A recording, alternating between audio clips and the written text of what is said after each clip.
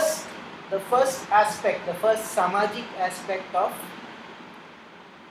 yama, of restraint, of the first limb of yoga, the first anga of yoga is satya. The next is ahimsa. Now ahimsa is usually very badly mistranslated as non-violence. That's because Gandhi was the most famous proponent of it. He never really learnt yoga or anything seriously. Most of his views were Jain views anyway. His biggest mentor was a Jain. So Gandhi's notions on ahimsa were Jain notions, they were not actually Hindu notions. Now the non-violence as a rule is there only for those in sannyasa. Those who have taken sannyasa, those who have renounced, they are not allowed to even to defend themselves. If they are attacked, they have to take it as their karma or they have to take it as rinanubandhu. But for people like us, if we are attacked, we are totally allowed to defend ourselves. This distinction was made very clear by Swami Vivekananda, by Aurobindo. In fact, one of life's great pleasure is reading Aurobindo laughing at Gandhi and his notions of ahimsa. But that's another. Any time you read, because he understood that Gandhi didn't have a yogic perspective on the matter. But ahimsa basically is a sense of not desiring to harm another person. Now you might think, what is the big deal? After all, we are all decent people. It is very easy. No, you would be very mistaken. There is a sadist in all of us. Why? Because pain is actually very effective. Yeah, a person goes insane, you cannot reason with that person, you cannot medicate that person, but if you beat that person will modify their behavior. Even the most violent, insane person understands pain, understands physical pain. During the time that Stalin created the Gulag, when he was ruling Russia, they would take people to Siberia and then make them walk. Many people would get exhausted and they couldn't go on, and they would threaten them with bayonets. They would poke them with bayonets. They threatened to shoot them and the people would be like, kill us. Then they discovered something very interesting. They discovered that if you beat that person with sticks, he will get up and walk for another 2 hours. Long after he has lost the fear of death, lost the fear of being bayoneted, if you just beat the person, he can still be made to move for another 2-3 hours, after which the body will completely collapse into coma, at which point they'll put you on the truck. So pain can motivate a human being way beyond anything else, which is the danger of pain, which is why people like to beat, and which is why the saying came of spare the rod and spoil the child. Yes, because children very easily can be trained, animals very easily can be trained with pain. That danger of enjoying inflicting pain, which can be activated in any human being, by the way.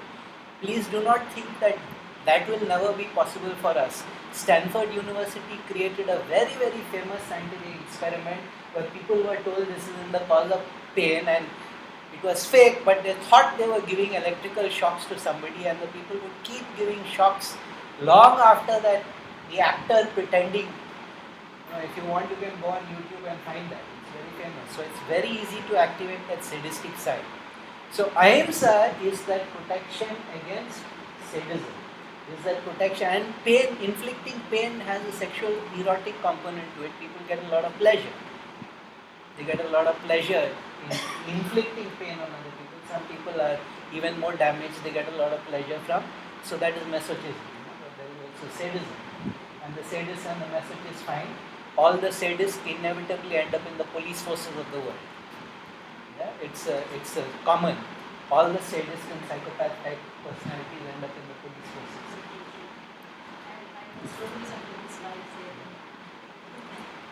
It's inevitable, and then the behavior, the way they are expected to behave, they also get corrupted. It's inevitable.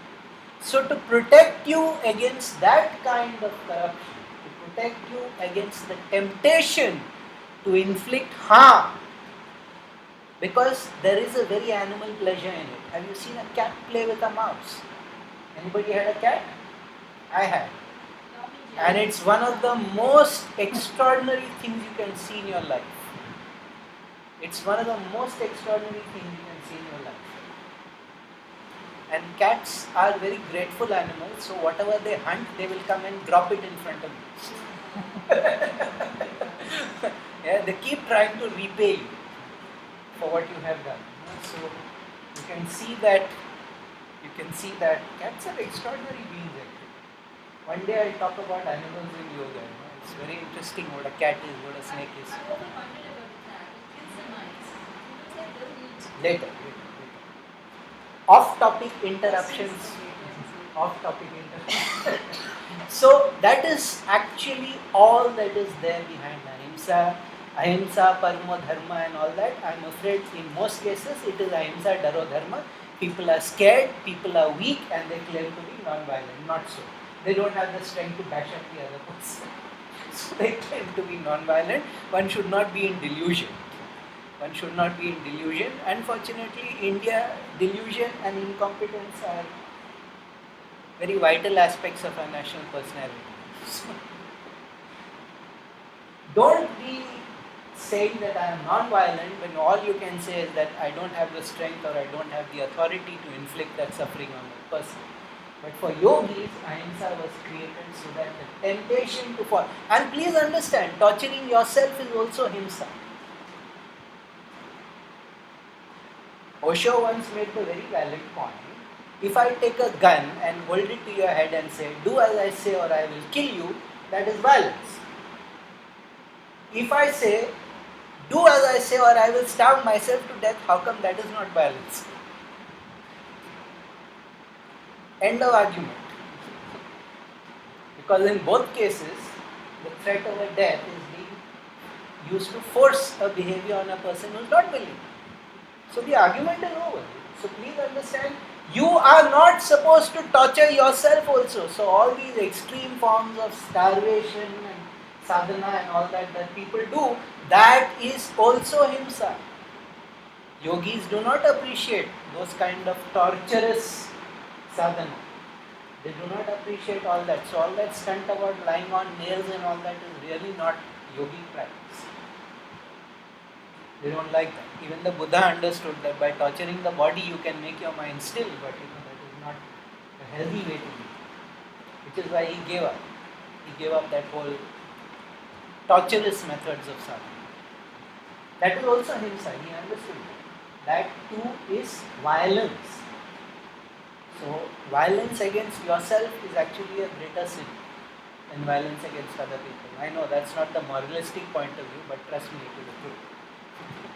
Yeah, first be kind to yourself.